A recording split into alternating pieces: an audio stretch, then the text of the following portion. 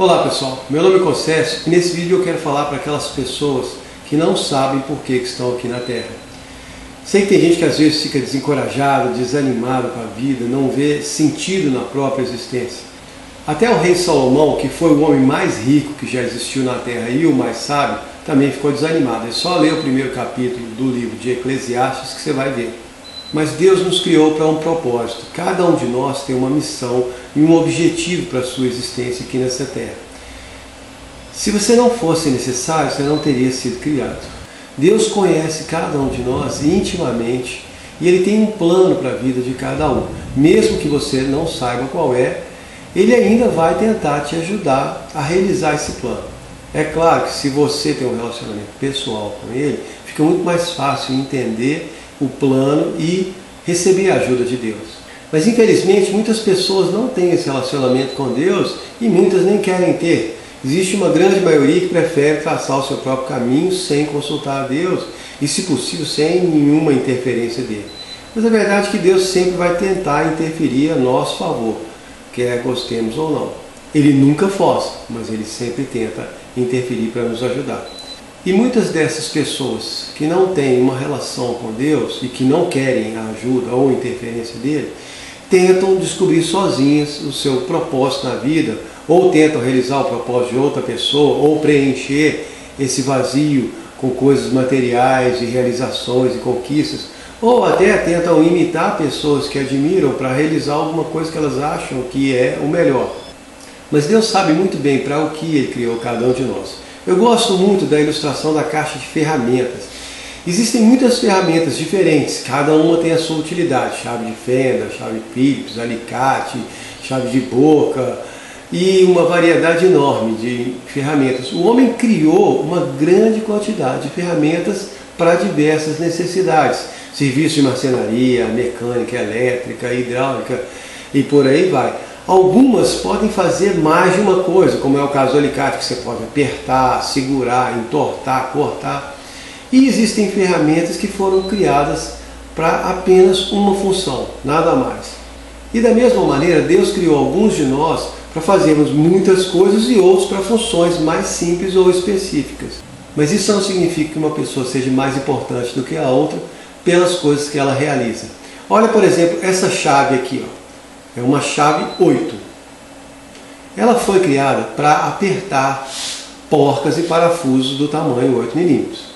Eu uso ela muito pouco. Normalmente ela fica lá jogada dentro da caixa de ferramenta dias, meses e até anos, se eu não precisar, se não aparecer uma situação onde eu tenho que apertar um parafuso 8 mm ou uma porca. Mas a questão é que quando aparece um parafuso 8, se eu não tiver essa chave, eu não vou conseguir apertar.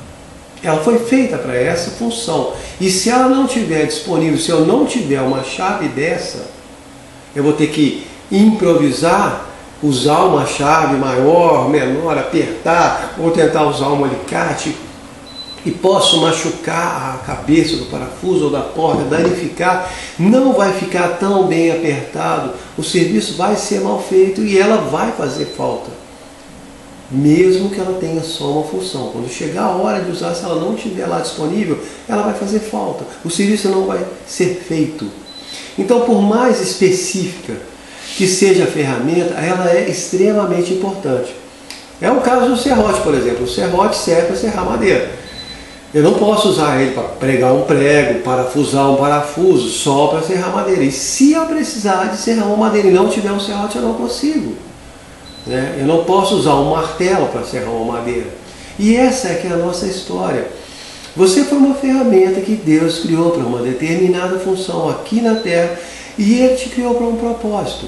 Te deu determinadas habilidades, dons, características e até desejos que fazem de você a pessoa que você é.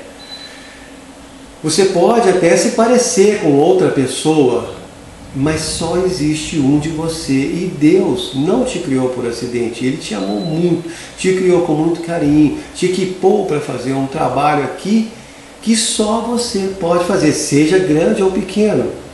Não interessa.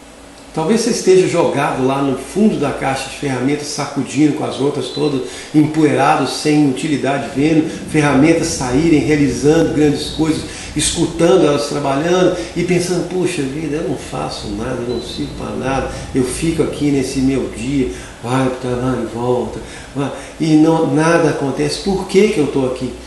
Mas pense bem, o homem, ele nunca criou uma ferramenta que ele não precisasse. Por mais diferente que seja a ferramenta, por mais específica que for a sua utilização, ela é necessária, ela foi feita para atender uma necessidade, uma função específica. E se essa ferramenta não existir, ou se ela não estiver lá disponível, o que precisa ser feito não vai ser feito porque ela não está lá. Então, não desanima quando você estiver se sentindo sem utilidade e pensar, puxa, eu não faço diferença. Não ache que a sua existência foi um acaso ou um erro, um desperdício, nossa, meus pais me tiveram por engano. Você foi criado por Deus. Você não foi criado para gastar oxigênio, consumir recursos e morrer. Ele te projetou, moldou, construiu, testou e te colocou na caixa de ferramenta para um uso. Ele te colocou aqui nesse mundo para um uso específico. Mesmo que você sinta que ainda não foi usado, espera, o seu momento vai chegar. Ou, às vezes, a sua função é a luta do dia a dia. Às vezes você não está aqui para realizar nada grande, mas a sua perseverança no seu dia é a função para que Deus te criou, é a sua grandiosidade, é o seu exemplo para outras pessoas. Alguns de nós ainda estamos no forno, fomos usados e Deus está fundindo, moldando para outra função, sendo lixado, polido, passando por testes de resistência, mas cada um de nós tem uma função e um motivo para estar aqui, bem importante. Então não tente ser outra pessoa. Você já imaginou como seria ridículo um martelo que fez uma cirurgia plástica aparecer um alicate? É muito engraçado, parece bobo. Mas é isso que acontece. Eu também não gosto de ficar empoeirado no fundo da caixa de ferramentas. Eu gosto de sentir que eu estou realizando, que eu estou acontecendo. Mas cada ferramenta tem a sua função e a sua hora de ser usada. O melhor que a gente pode fazer é construir um relacionamento com Deus para estar sempre disponível e pronto quando Ele precisar de nos usar. Ele não te esqueceu, não te abandonou, você não foi um erro de fabricação. Deus não comete erros. Ainda que algumas coisas que Ele faça pareçam muito malucas, Ele sabe muito bem o que está fazendo. Uma vez eu assisti um documentário muito legal sobre os lobos do Parque Yellowstone. Está disponível no YouTube, em português chama Como os Lobos Mudaram os Rios.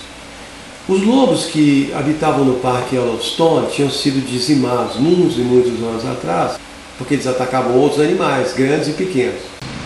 E por 70 anos o Parque Yellowstone ficou sem lobos. O que aconteceu? A população de cervos cresceu demais, eles comiam toda a vegetação, começaram a comer toda a relva e foram devastando o parque. Teve um impacto enorme na vegetação do Parque Yellowstone. Mas em 1995 os lobos foram reintroduzidos no parque e eles começaram a atacar os cervos.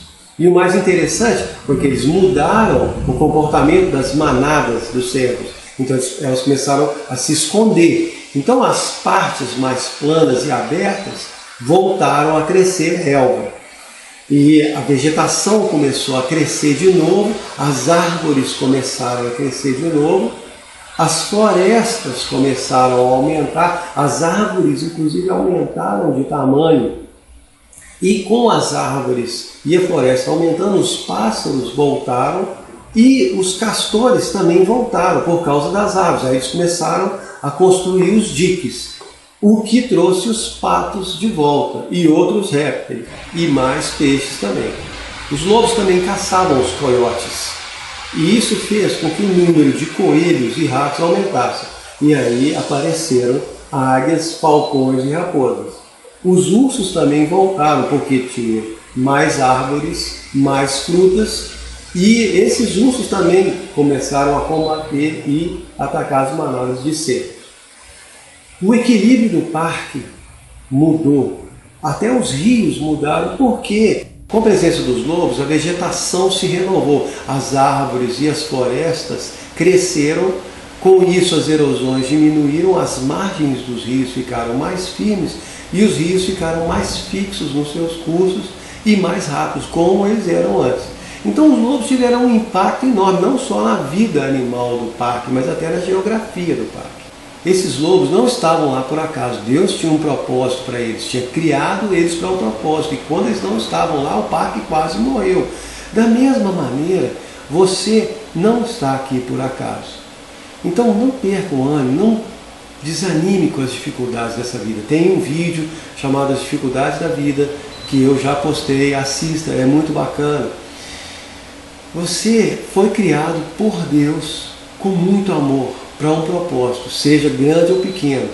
Você é muito mais importante do que pensa. Tão importante que Jesus deu a vida dele por você, pessoalmente, por amor. O que significa que você vale muito. Então, se lembre sempre disso e tente andar mais perto de Deus. Você vai gostar. Obrigado.